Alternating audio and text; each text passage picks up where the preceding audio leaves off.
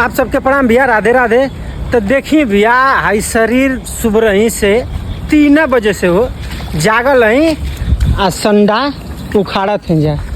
आ देख ला बड़को चपल ही हुआ खेत का सफाई हो थे आ ये में ले लगा था खेत में और दिखाई आ देखा हुआ ट्रैक्टर खड़ा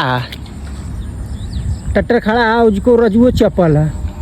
यानी कुल का चप्पल है जा आ जोत बो हेंगा के एकदम खत्म कर दे के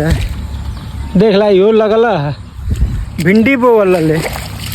हमन को उखाड़ा थी जा संडा एकदम शरीरिया न गवाही ना देते है तो न है मेढ़िया तरले है इतना उखाड़ के आ रोप के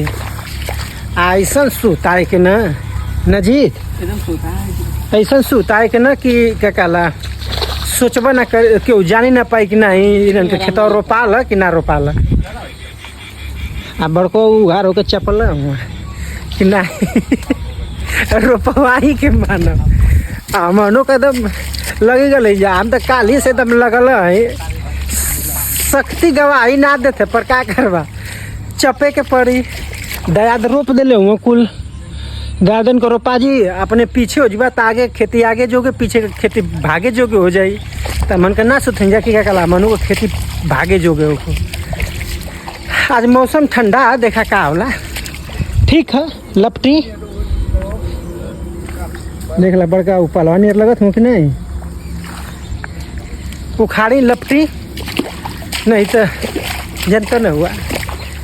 ठीक है भैया प्रणाम।